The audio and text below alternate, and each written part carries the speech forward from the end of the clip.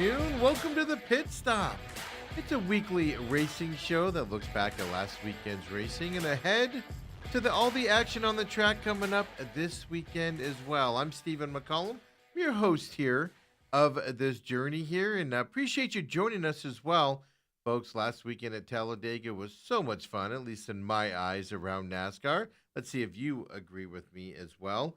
With the fuel saving issues out there, maybe resolved, or at least partially resolved. We'll talk about that when we talk the Cup Series. Last weekend, IndyCar was off. They're getting into their Indy 500 month here, getting all the testing and everything starting this week. We'll talk about that later in the show. But May 9th is when IndyCar will be back at the Indy Road Course here coming up. But, of course, last weekend, O'Reilly Series, Cup Series, Truck Series was off. Well, they were over at Talladega. All three national series go to Texas Motor Speedway this weekend for NASCAR. Going back to that intermediate track, the 1.5-miler there, which is the bread and butter of NASCAR. You see a lot of speed and a lot of the big boys come back out at that point here. But, let's look back to last weekend, of course, at Dega, as we want to talk about that. And lots of surprises here. So the weekend got off to a fantastic start last weekend. Well, we don't talk about the ARCA series too much here on the program. Pay attention to it. It's fun to watch at certain racetracks. But the ARCA race at Talladega, it set the weekend up with the excitement that happened to win this race. Not just because my favorite driver in terms of personality and everything. Of course, we're talking about Cletus McFarland there. Not because he was in this race. He was there at the end as well. Just a fantastic race, especially the ending. Well, let's go to Fox Sports 1 and the white flag of the ARCA race. This will be ARCA 1. It's turn 2. Cletus goes to the outside, makes it 3 wide, hangs that 18 car out. He's got 1 car behind him. Meanwhile, this is really helping this bottom lane get clear. And Isabella has a really massive lead with Gus Dean delivering a big push. He'll have a big run all the way to Isabella's back bumper. Does she have too big a lead, though? That's the key. Here comes Will Kimmel getting squirrely, but out front in the 69, it's Kimmel with the push. Look at Gus Dean's going to drop to the bottom. Look at Cletus. 3 wide to He's the got top. Andy J. He's going to have the outside. This whole pack is really separated right now. It's going to take a lot of help for these drivers. Oh, look, 2 to the bottom, 3 wide into the tri-oval. 3 wide here. Cletus with the 71 coming along the outside. Andy J in the 71 takes the checkered flag. Wow, what a finish.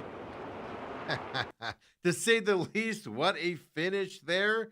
You saw the movement, everybody going for the win there, the leader out there, cars being pushed from behind, pushing guys down low. That was fantastic, folks, for an ARCA race, especially at the end. And that's how the weekend began there at Talladega as well. Cletus McFarland, remember, he was not approved to race higher than the ARCA race that weekend at Talladega. So he had to just race at ARCA. He wanted to do the O'Reilly Series. NASCAR said, nope, need more practice on the lower series before you go to a track like Talladega. Was there at the finish, and boy, not only did he put on a show, that whole ARCA racing teams there in the front, as you saw, put on a giant show there at Talladega. So we'll have to wait and see when NASCAR will let Cletus move up into the O'Reilly Series on those super speedways and those types of tracks. But good showing there from the ARCA side, proving that he should get an opportunity moving forward on the ARCA side. So that sets the weekend up. Then we go into the O'Reilly Series, Saturday night racing there at Talladega. Well, Talladega gave us just overall here between the O'Reilly Series, where you saw the ARCA Series, but then the O'Reilly Series and the Cup Series. Well, these winners and the races gave us new first-time winners. Not just at Talladega, but first time winning in their respective divisions. Well, the race ended the way that I cannot stand, folks. I hate IndyCar when they do this. NASCAR Cup Series, of course, has that overtime format.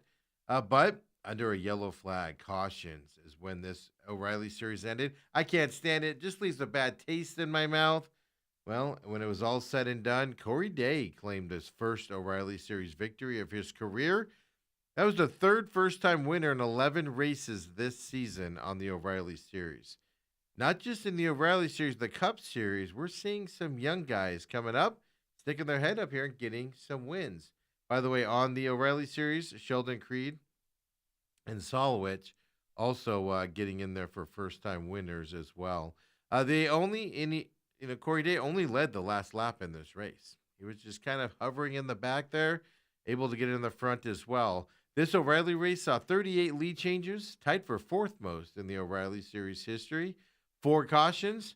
Well, that was the fewest since 2022 for a race as well. Here, this was just high stakes. Guys battling it out here, drafting off of each other, racing here in the O'Reilly Series. Well, don't believe me. Let's check in with, of course, the CW, who gives us the O'Reilly races here. Here's the white flag run. O'Reilly won. Mayor, Day, and Creed fighting for the win. It's going to be all about how can you time the push from behind you for these front 3. You got to get that help from behind. You got to time it perfectly to have the momentum. It's a 17 clear, Shelby Creed. Corey Day in a perfect position right here. He's going to have Creed behind him, giving him a push. Are these lap down cars going to play a factor? I want all you can give me right now. I don't care how loose I get. Just give me the biggest shove you can. There goes Mayer. Out of line. If the caution comes out, the race is over. Day is out front. Gonna have They to continue to crash behind him. Rick Cruz is there. Sheldon Creed is there. No caution yet. There's the yellow. Wow. Corey Day out front. His first career victory comes at Talladega Super Speedway. How about that? Of course, those are 2 lap cars in front of Corey Day as well. Look, and a fantastic race there at the end. You saw, the car getting out of line, as I love when they say that. But then if you're watching there coming out of, I believe that's turn 3, you saw the big wreck happen before him. We'll look at that big one here coming up here in just a minute as well. But Corey Day, he was winning the race regardless of the caution. He was in front. Sheldon Creed, Brent Cruz was not going to catch him, as you saw there before that yellow came out. So the yellow caution and the win didn't change the outcome. I get why they throw it because of the safety behind the drivers with all of those wrecks there. But race does end at yellow as well. Even though the outcome wouldn't have changed, it just grates on me a little bit with the yellow winning, the yellow and the win there at the same time as well. Overtime on the Cup Series is a little bit different because you're, battling it out. White flag comes out, you got to end the race sometime. It's just a regular race there. So it kind of just irks me. So you win your first O'Reilly Series race, like Corey Day just did. We check in with you after the race. Of course, this is thanks to the CW. Here's Corey Day, O'Reilly 2. As hell didn't think it'd be at a super speedway, so it's awesome. The Hendrick legacy is so strong in super speedways, and my 17 guys just built me a rocket ship. So hats off to Adam, Becker, Jordan, Michael, everyone back at the shop that builds these things every week for me. I feel like we've been close, had a good day at Rockingham, and had a couple other good days, and just didn't finish it off. So it's super cool. All right, walk me through those last couple laps. You were 3 wide at one point. Lots of stuff was going on. What were you thinking? Yeah, I thought when I got shucked to the middle there with 5 to go, whatever it was, that was it, and I was going to drop. And I had help. I don't know who it was, but thank you, whoever it was. But, yeah, just so cool. I mean, like I said, I did not think it would come at a super speedway. So, yeah, it's awesome. Thank you, Mr. Hendricks, so much for believing in a sprint car kid from California that never ran a pavement car in his life before 2 years ago. So, yeah, thank you, Mr. H. Jeff Andrews, my biggest supporter. Jeff Gordon, just everyone that believes in me. It's so much fun. You already had a start to the season. You top it off with a win in the first third of 2026. What kind of statement is this about what the 17 is capable of in this year? Yeah, honestly, I think it's more capable than I am for sure. So glad to just be, proven that it's as good as it is. And like I said, just thanks to all my 17 guys. They bust their butts every week and do such a great job bringing me fast cars to the track. So thank you, HendrickCars.com, Chevrolet, just everyone on the 17 and with Hendrick Motorsports that believes in me. It's a lot of fun. Congrats. Thank you. Corey Day, a winner in the NASCAR O'Reilly Auto Parts Series. Should let her sign off there for the CW. But I left that whole interview together there because he gave you the nuggets there, right? Never raced pavement racing before 2 years ago. Gets into this. Had some good finishes earlier this year. Had some chances to win at the end. Not able to finish it off here. This is a big leap here for Corey Day. And, of course, on a big team there with Hendrick Motorsports and that 17 car as well for Corey Day. Good young kid. I believe he's 20 years old, if I remember correctly. Look, making strides here in the NASCAR O'Reilly Series, getting his first win there at Talladega as well. Let's throw up the finishing order here of the race at O'Reilly 3. We know Corey Day finished first place here. Brent Cruz, the rookie, there in second place. Sheldon Creed finished in third as well. By the way, Brent Cruz finished that career best runner-up for him officially now. Sheldon Creed in that third spot.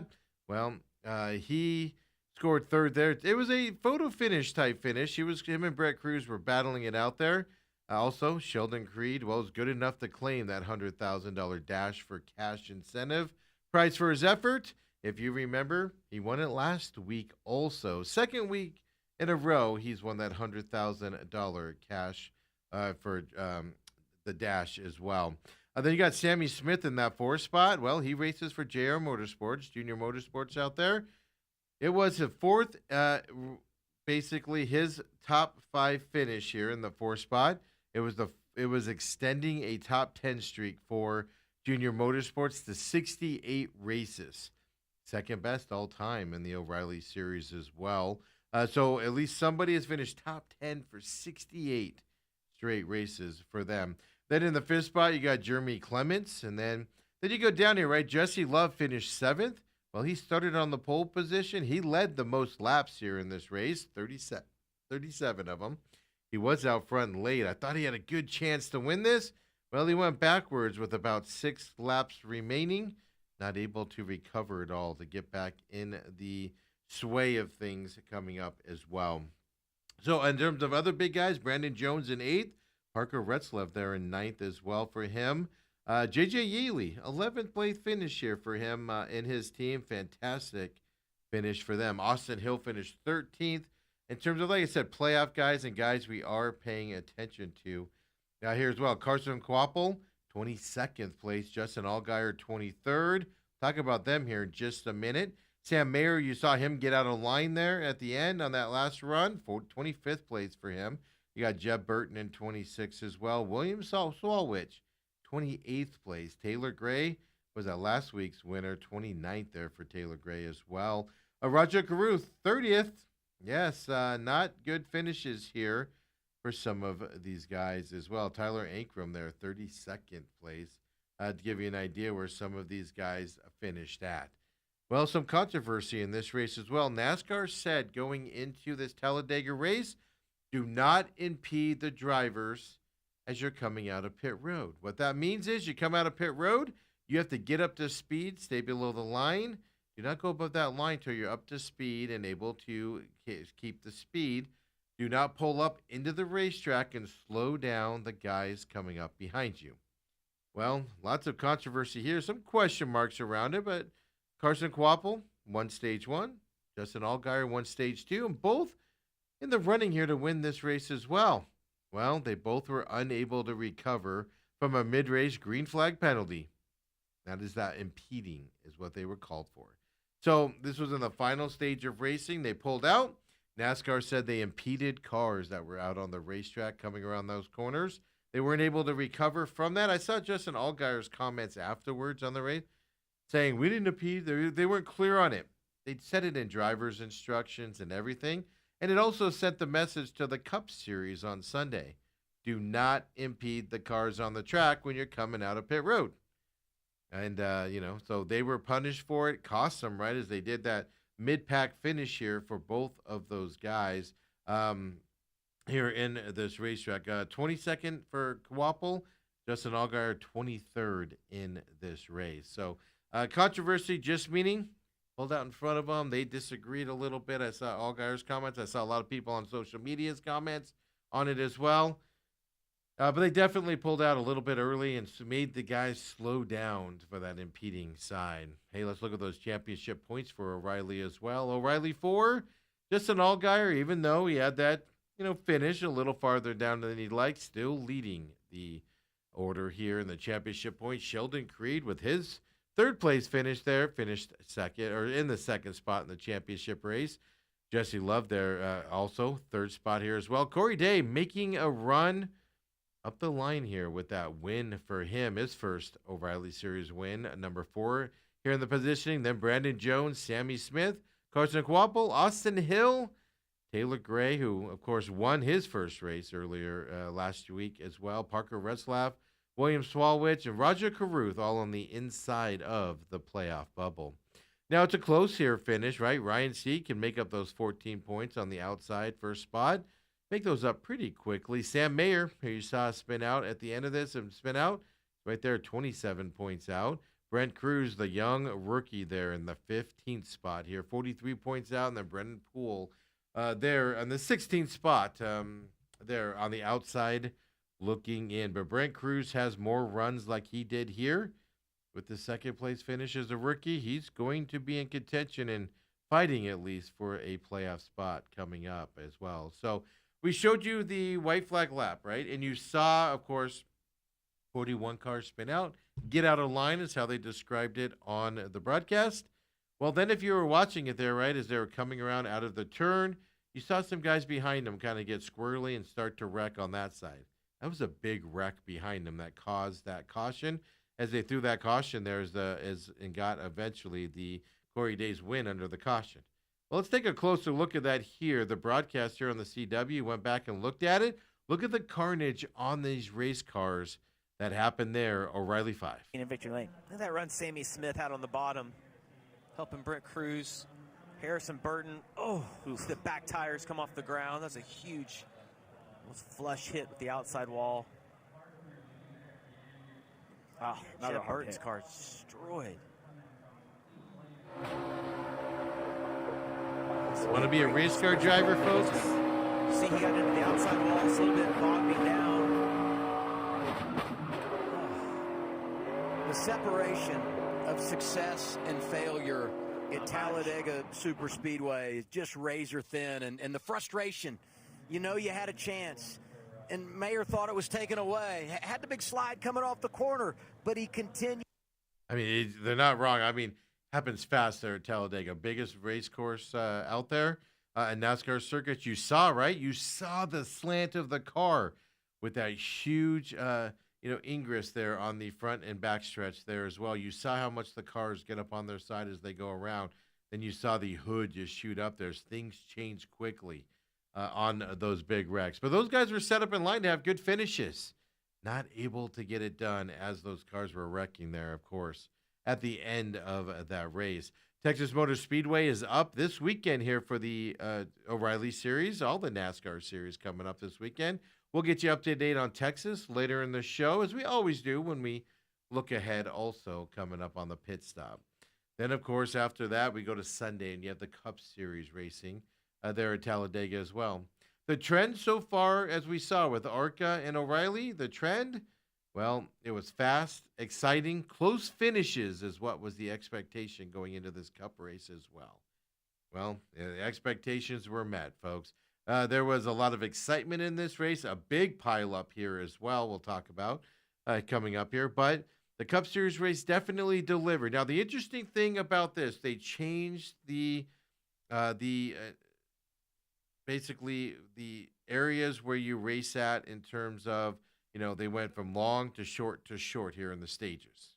Before it was short, long. A lot of fuel management happening in previous races. You still got some teams fuel managing here, especially at the beginning of this race. But you also saw a lot of teams going for it a lot more as well at the beginning of this race. There's a nice blend there. It's a good start to get these types of super speedway races back to the excitement that they were several years ago and before that. They're working in the right way there. I thought this was a good impasse as guys, fuel management and the guys going for it. I thought it was exciting from that perspective as well. But here in the Cup Series, this race marks the second time in the last 3 races a driver has earned his first career victory. We're seeing that in the O'Reilly Series, and we're also seeing it on the Cup Series. The young guys coming up, of course, and getting the win.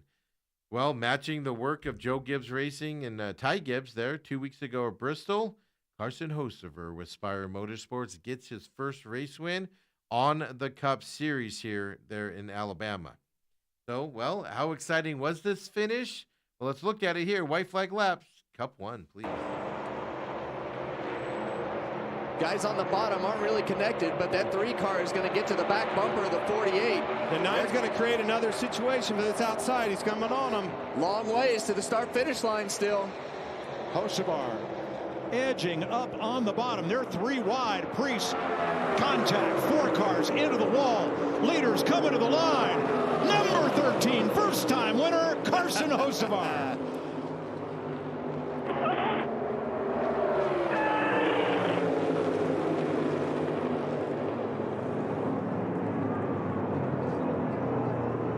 Of course, guys behind him wrecking out, spinning out as well on the finish.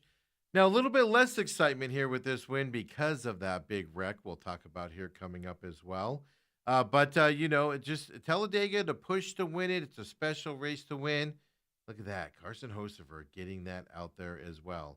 Now, the other thing about Carson Hocevar, if you don't know him at all or haven't seen him before, well, first of all, he's definitely a unique personality on the deal. Anytime with his personality, it shines, folks, when his personality is allowed to be shown. He's known as a hard driver. He will wreck you to get the win or get to some advantage over you. He's very stubborn in those aspects. He's always laughing. He's always has a smile on his face out there and has a good old time out there. It's fun to watch him. Now we get to see the victory. You want evidence, though, of his personality and what he does? Well, here's his burnout lap, Cup 2. How about this? Remember at Richmond one year when Earnhardt's windshield got all covered and he sat on the windowsill, drove the car, and wiped the windshield. Larry, you remember that? That's a moment. That's cool. Sat there just about like this during the race, under caution. Climbed back in the seat, put the belts back on, got back to racing because he didn't want to make a pit stop and go to the back. Well, this beats all.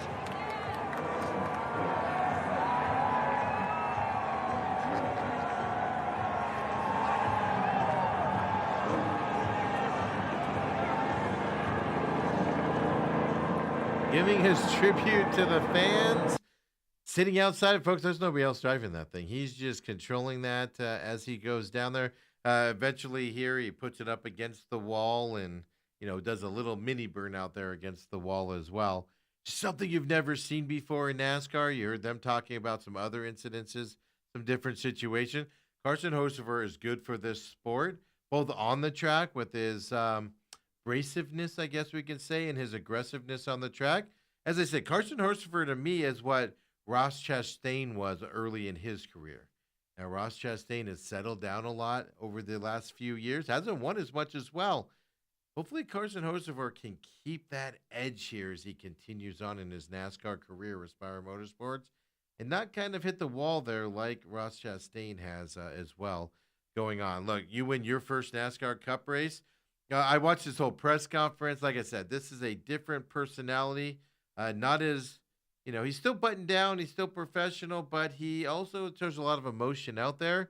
Well, you win your first race. We, of course, go to you after the race. Here it is from Fox. Here's Carson after the race, Cup 3. I'm so thankful. This is the biggest dream I've ever thought of. Thank you, everybody. I couldn't have done it in any better way. Hopefully my grandpa's watching. My grandma died last year, so I'm so thankful that I can give my grandpa a trophy now and wish my parents were here. But all thanks to Jeff Dickerson.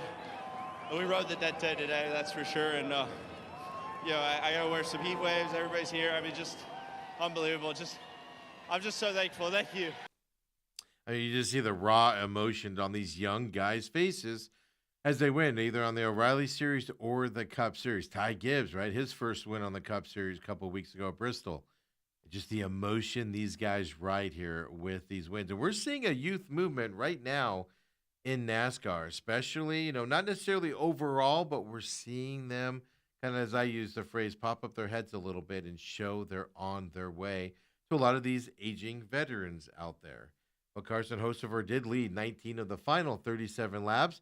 He held off the field on 3 late start restarts as well going forward. 16 leaders, 52 lead changes on Sunday at Talladega. Christopher Bell, by the way, led the race with a race-high 31 laps. He ended up finishing 17th in this race, all due to wrecks and damage to the cars as well. Ryan Preece, who's with RFK Racing. Ross Chastain, well, they won the 2-stage winners here as well. Speaking of Ross Chastain as well. Going back here before we get to the finish line and stuff like that, well, the big one happened here earlier in this race. It was a fantastic race, knocked out a lot of big-time drivers, a lot of guys with expectations to win. Bubba Wallace is in the lead here in this race. At this time, let's check in with the big wreck. Here's Cup 4. Through turns 1 and 2 and all the way down the back. Thrown away, and Wallace is in the wall right after contact. Right in front of the pack. Blaney's around. Logano's around. They're all wrecking. This is the big one. That's the whole field. 4 cars were in front of that crash. 1 car, McDowell, was behind it. I mean, there's only 4 cars that are not in this crash. Red flag, 10-minute red flag after that, by the way, to get the cleanup. And they're not kidding you. 26 cars involved in that. A lot of them were able to get repairs done, get back out on the racetrack, but tons of damage. Guys like Ty Gibbs got back on the racetrack, but had so much front-end damage, ends up blowing a tire. I think it was lap 122 is what I think it was, 124 in that range. Ends up crashing into the wall, being out of the race. And you don't get the aerodynamic side of it with all the damage to your car as well. So even if you were able to go back out, well, your dreams of winning this race kind of down by the wayside as well. Lots of big-name drivers knocked out in that wreck as well, right? William Byron was eventually knocked out of here as well. But Bubba Wallace leading that, of course, getting knocked out. Ryan Blaney, his teammate, Joey Logano, out of the race as well. Kyle Larson and Cole Custer all knocked out. Definitely didn't make it back after that wreck. And then, of course, the guys that did doesn't necessarily mean that you were able to finish the way, like Ty Gibbs. Even then, some of the guys finishing up, Michael McDowell, Brad Keselowski as well, Chase Briscoe, able to get back out there and run, just not efficiently after that 26 wreck there in that lap 115 as well. So 10-minute red flag stoppage as well, so they had to clean everything up, see who's able to get back to the pits, etc. All of that happened, and then eventually Carson Hocefer gets that win. Let's look at the finishing order here at Talladega. Cup 5, please, as well. Carson Hocefer got his first win. Chris Buescher, speaking of RFK, finished second here as well. Alex Bowman, big for Alex Bowman here. His best finish, of course, missed several races here due to some vertigo issues, etc. in his 48 car. Finished third here. Fantastic finish for him. Chase Elliott gets fourth. Zane Smith in fifth, right? Ricky Stenhouse Jr. in sixth. Ross Chastain in seventh. Austin Cedric in eighth. Noah Gragson in ninth. Kyle Busch gets a top 10 finish. Number 10, we have some news around Kyle Busch coming up as well. And look, a lot of guys that you don't expect to be here in this top 10. And then you got, guys like you expect to be there. Tyler Reddick finishing 14th in this racetrack as well. Had lots of problems today after the wreck, but definitely before as well. Tyler Reddick, who had high hopes, right? He's won a lot this year. Finished in 14th spot. Denny Hamlin in 15th in his number 11 car. We already told you Christopher Bell 17th as well. SVG, 20th finish here for him. His car was damaged in that 26 car pileup. Able to get that top 20 finish for him as well. There. So we told you, it's kind of not shocking that those big reps happen. And it's all because early in the race, previously on super speedways, you got a lot of the fuel savings happening around the racetrack at that time. You saw some guys early going for it. You saw some guys still employing the thing. I thought it brought a little bit of excitement, especially toward the end of this race. Even with that 26-mile pileup, which can be spectacular to see. But, again, a lot of favorites knocked out. I saw a couple people, I was watching it. For some reason, I can't get Fox when I'm not at home. I got my phone. So I wasn't able to watch it. I was monitoring on the social medias and things to that effect. And I saw several people. One guy said, hey, I've been at work all day. Where's it? He starts naming drivers all knocked out at that 115th lap of wrecks there as well. Caution flags at 6 for 30 yards here in this. Tons of lead changes, as I said, 52 among 16 drivers in terms of the races there as well. So fantastic racing there. And next up, we go back to the intermediate racetrack, as we've told you. Texas Motor Speedway coming up this weekend. So when we come back, well, here at the pit stop, we'll discuss what IndyCar's up to on their couple-week break before their May 9th race at Indianapolis road course. We'll also look ahead at Texas Motor Speedway, all 3 NASCAR series this weekend, plus news around the sport, some big news breaking over the weekend in terms of leadership around NASCAR. We'll talk about that. Come on back. It's the pit stop.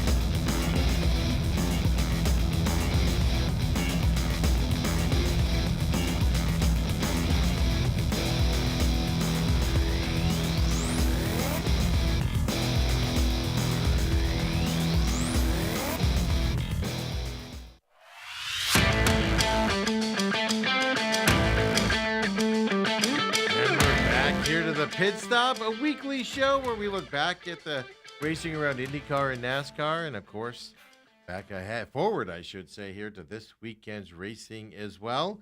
Don't forget, follow us on X out there, the Pit Stop Talk. Just search for that, pops right up for you. Follow us, interact with us there as well. Of course, you can watch the show here, Robat TV on demand. Usually we do the show on Wednesday. This week, coming to you on Tuesday. Well, simply because, unfortunately, our schedules got some graduations coming up and some schedules getting a little bit messed up. Normally, we come out for you on Wednesdays, robattv.com with your subscription. On YouTube, it's our production company there on YouTube as well, TME Media AZ, where you can find all of the programming we do. Don't forget to follow us on X as well, TME Media AZ. Well, that's our parent company here for our production company for all of our programming. But you can also find all of our programming, including The Real Matrix, which comes out on Fridays with the Angry Patriot. You can find that at Rumble, rumble.com/user/TME Media, where you can find it on there as well. Or if you follow TME Media AZ on X, well, it'll point you in the right direction there as well with links. We put those out every a week or so as well for you.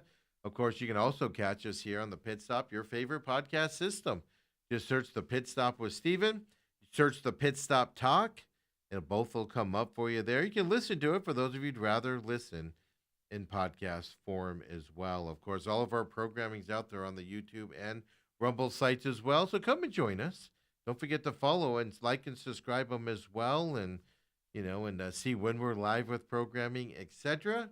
Well, let's get back to the racing talk here. Let's delve into the news, though, of the week here before we look ahead to Texas Motor Speedway. NASCAR announced earlier this week or beginning of the weekend, kind of the news started to break. Pivotal leadership changes are coming up. Not only that, first time of France hasn't been in charge in a long time. Of course, the France family started NASCAR and been in charge for a long time here. Board of Directors decided they're going to name Steve O'Donnell as Chief Executive Officer, CEO of NASCAR. Ben Kennedy is going to be Chief Operating Officer effective immediately. Going to position the sport for its next phase of growth and innovation. And it's, as I said, not a delay in this at all. France steps down, Steve O'Donnell in immediately. O'Donnell does become the first non-France family member to serve as CEO in NASCAR's 78-year history. Always family-owned, always been controlled by the France family. Well, Steve O'Donnell assumes all strategic and operational leadership for NASCAR, its affiliated racing series, and also businesses. Well, Mr. Kennedy, well, in his expanded role now as Chief Operating Officer, he'll oversee several core business functions, things like the addition of NASCAR's competition department, also alongside his current leadership of track and event operations that he already does, racing innovations, hospitality, venue strategies for the racetrack. Yeah, Jim France, well, he served as NASCAR chairman and CEO ever since 2018, and he's the one that stepped down in this role. He's also kind of oversaw the decade there of innovation and steady growth within NASCAR. Some controversy with that 2311 Front Row Motorsports lawsuit as well that came out. Well, he is going to remain chairman of NASCAR's board of directors moving forward. Lisa France Kennedy, well, she continues as executive vice chair of the board. NASCAR's board of directors does remain unchanged, just the CEO, CF roles changing here as well. And folks, I cannot reiterate enough how big of a change this is. The France family has held on to control of NASCAR in its grips for 78 years. Through controversy, through non-controversies, through growth, through retraction in the industry, passing it over here. Obviously still involved on the board of directors, but moving it and allowing, I can't say fresh blood because Steve O'Donnell's been around for a long time as well, but getting it out of the family armed circles here as well. Lots of rumors of the France family wanting to sell the entity of NASCAR over the last several years. This could be the first step here over, that could possibly be happening coming up. Hey, other news around NASCAR, interviewed by Josh Sims on Fox Race Day. I was just sitting there watching the pre-race, before Talladega's race. Well, Tyler Reddick announced that he has signed a contract extension with 2311. We knew they were negotiating it. Of course, with his 5 wins this year, it's a no-brainer move as well. Well, let's watch that Fox interview. Let's go to Fox here Race Day, pre-race, and look at this interview. News 1. Tyler Reddick, your points leader, fresh off that 5th win of the season, and coming back to a place you've won before here at Talladega. What's it going to take to get it done here again today? Yeah, I think, just good strategy all day long, with the different stage lengths today. It's going to be something new that all the teams, organizations are going to be trying to figure out on the fly. So hopefully, we have a really good idea what we need to do and we can execute it well. I think if we do that, we'll find ourselves towards the front at the end. It's been a great start to the season for you, and word on the streets is there's some good news between you and 2311 to announce as well. Yeah, no, we got the deal done. I'm going to be continuing my future here at 2311. Excited to have that all done and be able to continue building on what we've done. So just really glad that, myself and 2311 were able to get to a good place and get the deal done. So I'll be here for hopefully a long time. There's something to say about the clutch gene in sports. Your team owner, co-owner, Michael Jordan, knows about that. And when you look at 5 of your last 7 wins have come with passes in the last 2 laps. What allows you to execute when it's most important in a race? Man, I just think, we've done a really good job of staying in the mix. When we've had little things pop up for us this time around, we've done a good job of keeping the balance close. Just being there, being close to be able to close the deal. I've been able to do it a couple times at Kansas over the years, and just a good strong team and a good strong mindset and believing in each other really allows us to just elevate to the next level. Tyler Reddick will lead the field to green here today at Talladega, guys. Right. There you go. The big news, obviously. Announced his contract extension is all done for Tyler Reddick. You knew it was coming. The hang-up obviously being, charter team, not charter team. Lawsuit gets solved. Wins this year. Boom, right back in there. Didn't say the length. He just said hopefully a long time. I haven't seen any rumors on that, but it's going to be a multi-year extension here for Tyler Reddick moving forward as well. Last bit of news here around NASCAR racing. Well, we know the number 8 team there of Kyle Busch with RCR Racing, Richard Childress Racing, has been struggling the last couple of years. A lot of talk over the last couple of weeks, right, with the Actions Detrimental podcast with Denny Hamlin, talking about, Kyle Busch's struggles out there. Kyle Busch last week kind of responding and saying, he doesn't appreciate those comments and blah, blah, blah, blah. Well, there's no doubt Kyle Busch has been struggling in racing, and they've been trying to figure it out for a while. Well, they're trying something else here. And another move here for the number 8 team. Andy Street is going to assume crew chief responsibilities for that number 8 car, working alongside Kyle Busch for the remainder of the 2026 season. Jim Pullman wasn't there very long. Well, he's transitioning into a leadership role with RCR's competition department. Richard Childress said, "The move is about putting our people in the best position to succeed. We have strong talent across this organization, and we're focused on having each person in the right position to help deliver the results we expect," unquote. The interesting thing about this move, again, is when you start to get several different crew chiefs, etc., and guys on your pit crew, is it the driver? Is it the pit crew? And is the crew chief? Yeah, obviously, it's easier to replace a crew chief or a pit person over a named driver, especially a respected and winning driver in Kyle Busch. But is he just too rough on these guys and blaming them for a lot of stuff, or they just get drowned out and want to move on with their lives? Something to keep an eye on here with the frustrations continue to mount there for the number 8 Kyle Busch team as well. Now, with all the news out of the way, and I can't stress enough, folks, that move for NASCAR, where new CEO and Steve O'Donnell, is a game-changing move here by NASCAR on its future and where it's headed. I can't wait to see what Steve O'Donnell pushes it toward. I'm assuming it's going to be good, but we'll have to go along this journey with them as well. But with all that being said, let's look ahead to this week's incoming racing and activities on the racetrack. And the first one we got to talk about, IndyCar doesn't have a race this weekend. They're off until May 9th there, as I said. Indy Road Course coming your way, but it's Indianapolis 500 week month coming up with May. And because of that, well, teams and drivers are all going to start getting busy here starting this week. Yes, Indy 500 test sessions are going to begin this week. Rookies begin testing on Tuesday. Veterans get into the testing, later on Tuesday and into the rest of the week as well. You guys get out on the track, see how their cars run. Of course, a lot of open teams try to qualify for the Indy 500. All of that starting here this week coming up for Indy cars. Obviously, next weekend, next week's show, we'll be talking about racing coming up. They're on the road course, and then, of course, we get into Carb Week and Carb Day and all of the festivities around the Indy 500 coming up at the end of this month. And then the NASCAR Series, they're all headed to Texas Motor Speedways this weekend. Truck Series returns to action after a couple weeks off as well. If you're not familiar with Texas Motor Speedway, 1.5 mile oval, the bread and butter of NASCAR. I love these racetracks. I think they should race all 1.5 miles, in my opinion. That's not necessarily true. Tracks like Talladega, Bristol, all should be part of it as well. But the 1.5 milers, well, it brings out the speed of these race cars. It brings out the drivers to qualify on it. You don't get a lot of surprises around the 1.5 mile racetracks like you do at Talladega or Bristol with Ty Gibbs winning, with Carson Hocevar winning yesterday, Corey Day winning at Talladega in the O'Reilly Series. Less surprises happen here on these 1.5 mile tracks, and I like them a lot. Texas Motor Speedway has had its problems over the years, where it's some fun racing years ago.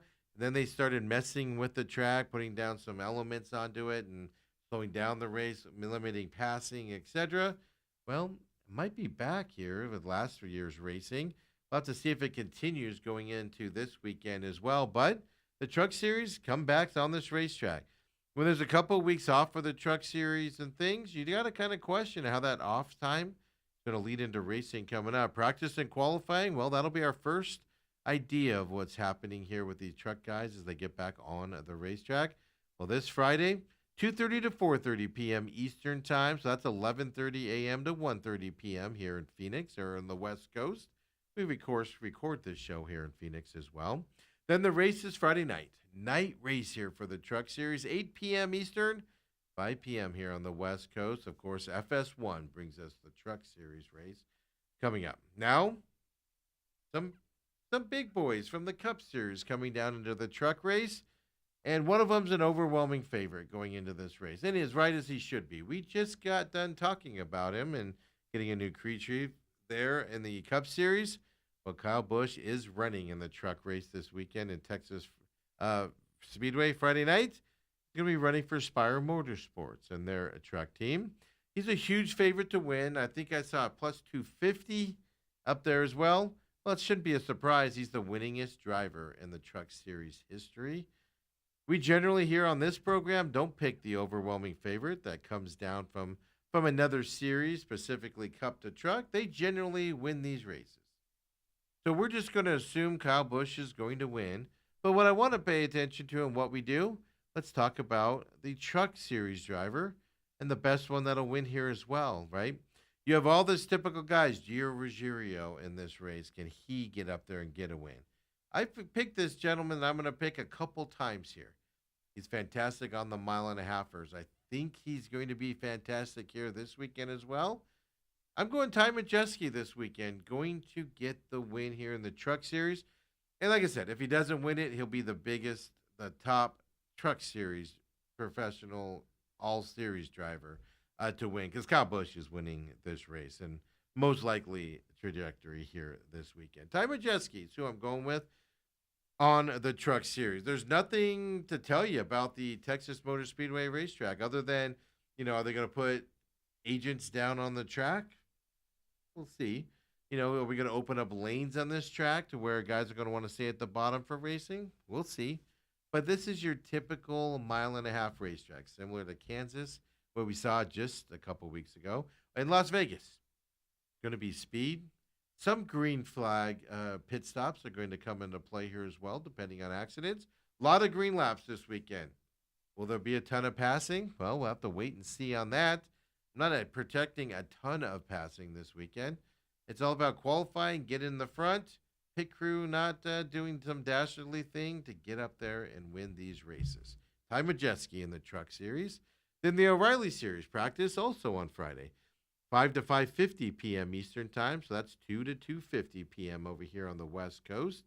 Well, qualifying also Friday night, 6:05 to 7 p.m. Eastern Time. Well, that means 3:05 to 4 p.m. here on the West Coast for the O'Reilly Series as well. This qualifying here for Texas Motor Speedway, well, you need to be in the front here with your fast car. You need to show speed in practice and qualifying, and you need to qualify in the front of this racetrack to be up front and maintain the front here throughout this race as well. Texas Motor Speedway, the O'Reilly race is Saturday, coming up this weekend, 3:30 p.m. Eastern Time, so 12:30 out here on the West Coast.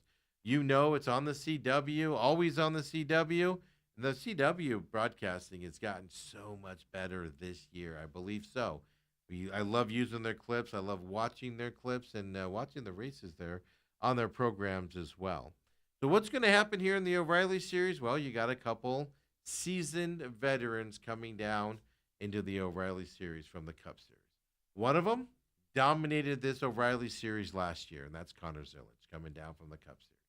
The other one, Kyle Larson, defending race champion, kind of like he was at Kansas, where he wasn't able to get the win there. He got the win in the O'Reillys, not able to get the Cup Series win. Well, Kyle Larson coming down to the O'Reilly Series as well. And, well, he's the defending race champion here. These two are going to dominate this race, I have a feeling. Now, Connor Zilic in the O'Reilly Series, with his experience on the Cup side, even though it hasn't gone well for him on the Cup side, he hang on and outlast Kyle Larson, who I'm not going to, we'll see my pick here, but Kyle Larson will be in this at the end as well. Both are really fast here in the O'Reilly Series and are huge favorites going into it as well. Now, what about the other guys, right? We don't pick those overwhelming favorites. I'm going to pick one of them here to come up between those two. But don't forget, Corey Day is coming off the victory at Talladega. How's his follow-up race coming up here? He'll have the speed. Can he get there at the end? Other racetracks this year, Corey Day's been there at the end. Can he, now that he's got the win under his belt, can he keep pushing? Junior Motorsports, obviously, him and his teammates, they're always fast. They have top 10 finishes, 68 in a row now, but they're always there at the end. Guys are competing for wins on these mile-and-a-half tracks. Specifically, their leader, the guy in the front most of the time, Justin Allgaier. Expect him to be in the front of this racetrack as well. But all of those Junior Motorsports guys are going to be fast this weekend. What about Jesse Love? Does that speed that he has make him into a contender this weekend? I think so. Absolutely. So here's what I think is going to happen in the overall race. And like I said, we don't pick here on this program the overwhelming favorite guys that come down from another series. But the Connor Zilic, Kyle Larson version of this, I think is going to be fascinating to watch. Connor Zilic, I believe, is going to run this race. He's going to hold off Kyle Larson as the race goes on, and he's going to win the O'Reilly race here in terms of overall racing wins. Connor Zilic is going to get that bug. He's going to get that winner's circle and kind of hopefully motivate him here a little bit in the Cup side to get better performances from that side. Kyle Larson is going to lose a tough one there to the young driver as well. So in terms of non-Cup drivers winning this weekend, I want to go Jesse Love this weekend. I do. He's my guy that I think is going to be up there and do it. It's just Justin Allgaier is running at an all unbelievable pace right now. Justin Allgaier, if he's not winning these races, he's up there in the top 3 or 4. So if Connor Zilic and Kyle Larson are up there battling it out for the win, Justin Allgaier is going to be right there with them, especially right behind them as well. I'm going to go with Justin Allgaier as being the top finishing non-Cup driver, meaning the O'Reilly Series drivers, coming up at Texas. Jesse Love is somebody to watch here coming up. Sheldon Creed will be there as well. Just don't think they can push into that side. Corey Day is going to be an interesting watch, as I said. First win, as they come out this weekend, a little, let's say, jazzed up after the win, expecting that, pushes a little too hard. That's what I'm more worried about for Corey Day for this race here at Texas coming up this weekend.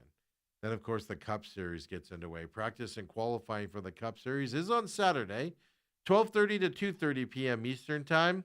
All the Cup Series practice and qualifying is on Amazon Prime here throughout the year. But it's also going to be Sunday morning, 9:30 to 11:30 for those of us here in the West Coast as well. This race for the Cup guys at Texas, well, Sunday, it's going to be at 3:30 p.m. Eastern Time. So 12:30 out here in the West Coast on FS1. We're getting closer and closer to the end of the Fox Sports portion of these racetracks. Of course, leading up into the Coca-Cola 600 is when it switches over to Amazon Prime, if I remember correctly. So we're getting there as well coming up at Fox Sports FS1 here this weekend for the Cup Series on terms of the actual Cup race coming up here. Look, it's a 1.5 mile racetrack. The standard people are going to be in charge this weekend. It's very simple, right? Hendrick Motorsports. You just saw the 48 car of Alex Bowman coming off of that injury, coming out here, finishing third at Talladega. Does that give him confidence to get into the stable here and compete for a race win at Texas Motor Speedway? We know Chase Elliott's going to run well this weekend, but he doesn't always win. He doesn't win very often. He's already got to win this year. Does that propel him into that is kind of the question that we got here for Chase Elliott. Kyle Larson's going to be in this race at the end and be competing for a victory. Absolutely 100% yes. You got Joe Gibbs racing in the Toyotas, the RFKs, the Fords, Team Penske. Sorry, Joey Logano. Sorry, Ryan Blaney. So be competitive. I just don't know if they're going to be able to compete here at Texas. They'll have good finishes. They're not going to be there at the end here on this 1.5 mile track. RFK, though, Chris Buescher, well, he could be up there at the end of this race as well. Spire Motorsports, Carson Hocefer coming off of his big win. And that propel him to be up here at the end of this race as well. But he could do a couple of things here, right, to get up into that front side. Joe Gibbs race. Denny Hamlin's always competing in these 1.5 mile tracks. You expect him and his number 11 to be there as well. Does Ty Gibbs, after his win at Bristol, that give him some confidence? It doesn't. It doesn't at all. Tyler Reddick with his 5 wins this year. To get back up there in the front, possibly win this 1.5 mile track, he's going to be in the conversation, folks. What about his teammate, Bubba Wallace? Up until that wreck there at Talladega, which knocked him out of that race, he has had fantastic runs this year. Just hasn't gotten the win to complete it out there. Bubba Wallace going to be up there pushing for a win this weekend? No. Bubba Wallace can be up in the front for a lot of the race, and then something always happens to him where he falls out and moves back in that type of a situation as well. Tyler Reddick, Denny Hamlin, Chase Elliott, Kyle Larson, Chris Buescher, I'm going to put has a chance to win this race as well. Coming up for him, something to pay attention to from that side. Brad Keselowski, no, not going to be up there. Might be able to compete for a little bit. Not going to be there as well. Bubba Wallace is somebody to look at too this weekend as well. I want to see how SVG rebounds from last weekend there at Talladega. He's had some good oval runs this year. Needs to continue having it. He's not going to have the speed to compete to win, but can he get a top 10 finish coming up this weekend as well for him? Tyler Reddick has a really good chance to win this. I'm going to push Tyler Reddick off to the side here, to be honest with you, and not look at that as we, I don't like to pick, obviously, the main guys from that perspective. Can we throw up, if you still have it, Kobe, can we throw up Cup 6? That's the point standings here for the Cup Series. I don't know if you still have that available. Well, here's what we got, right? Tyler Reddick leading the chase with all of his wins. Denny Hamlin second, Ryan Blaney third, Chase Elliott, Ty Gibbs with his win propelled up there. Kyle Larson, Chris Buescher, Carson Hocevar, Christopher Bell, Brad Keselowski, William Byron, Bubba Wallace, Ryan Preece, Daniel Suarez, Joey Logano, Austin Cindric. Look at that. Shane Van Gisbergen in 19th, outside looking in. Why do I want to show you this and talk about it here as this day goes on, as we're looking forward to this weekend's racing? The winner of this race is coming from the top 10 here in this group. I think it's time for Christopher Bell to come out here with his speed and Joe Gibbs Racing and show what he can do. What he showed at the beginning of last year. Put it together. Get up there, Christopher Bell, and get the win here at Texas Motor Speedway. Kind of a different type of track as well going into this for him. So I'm going to go Christopher Bell this weekend as well. And make a big jump here in the championship standings here when it's all said and done on the Cup Series as well. And folks, big racing weekend here coming up. Of course, headed towards May, which is Indy 500 month, where we're going to see some road course racing. We're going to see some practice. I have, some Tuesdays, some guys, the rookies are out early Tuesday morning on the Indy 500 track getting their time in. I like watching the practices, the speeds they go around on these racetracks and everything. It's going to be fun getting ready for that Indianapolis 500 and IndyCar coming back with our road course next week as well. By the way, Alex Bowman, I don't know if we can sleep on him. He's going to be kind of like a wild card this weekend. He first top 5 finish last weekend at Talladega since last August. Yeah, for Alex Bowman in the 48 car. I'm not saying he's going to be in this to win it, but it is somebody I'm going to be watching to see how he's running here on the 1.5 mile track coming up this weekend. So I'm going to keep an eye on him as well coming up. It's going to be a fun week of racing at Texas Motor Speedway. Entertaining races last year after some duds there at Texas. Expecting some more entertainment coming up this weekend.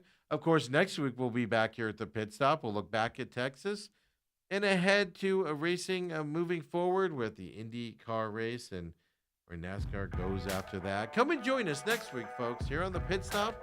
Share us with your friends. TME Media AZ on your favorite, on your YouTube, the Pit Stop Talk, or of course also on Rumble, rumble.com/user/TME Media. Follow us at the Pit Stop Talk on X as well, folks. Share us with your friends if you would. We'll talk to you soon. It's the Pit Stop. Let's go racing.